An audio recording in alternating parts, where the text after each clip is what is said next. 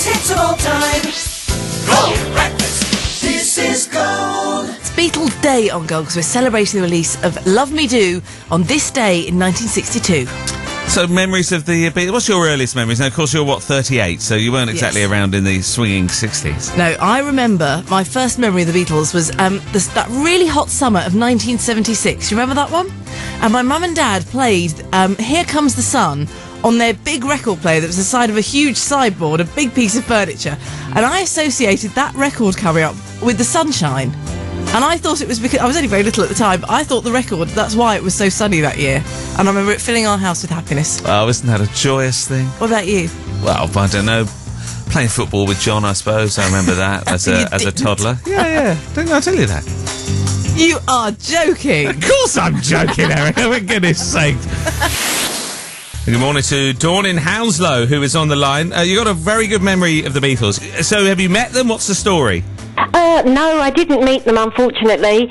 What we did, there was myself and two friends at school, so what we decided to do was to creep out in the middle of the night, about 3 o'clock in the morning, and as I lived in Hounslow, Heathrow Airport wasn't that far away, but far enough in those days, sort of thing.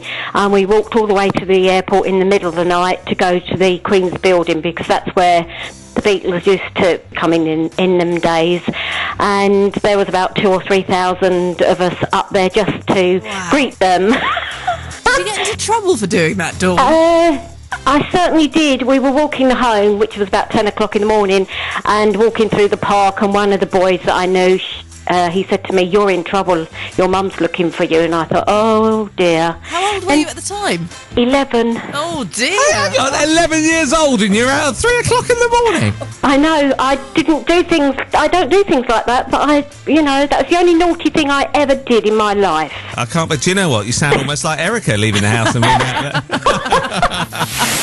Lonely Hearts, Erica. Yes. They used to be the stalwart of every local newspaper, didn't they? I suppose it's all moved online, or at least an awful lot of it has these days. And, well, Thousands Search for Love, of course, and the London Review of Books, whose unashamedly intellectual readers have been competing to come up with the cleverest ads, and a new book of the wittiest ones have been actually compiled. And these are some of the things that people have put in as their adverts. Have a listen to this. Tall, handsome, well-built, articulate, intelligent, yet grossly inaccurate man, 21. Cynics and some cheap Brentwood psychiatrist may say pathological liar, but I like to use creative with reality. Join me in my 36-bedroom mansion on my Gloucestershire estate, set in 400 acres of wild stag-populated woodland. It's important to have a sense of humour. I like that. I like this one as well. Man 46, animal in bed, probably a GNU.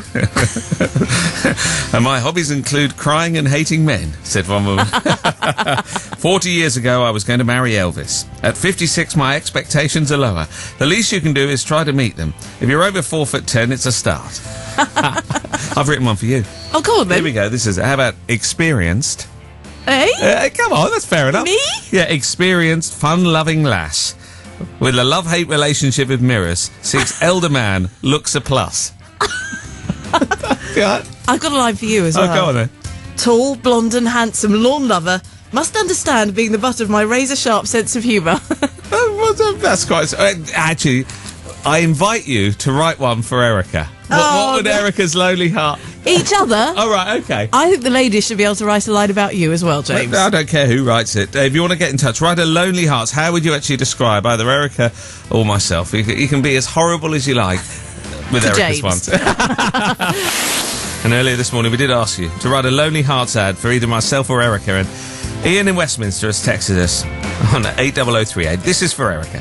Wanted, man with conkers to help brush cobwebs away. Very good. Very good.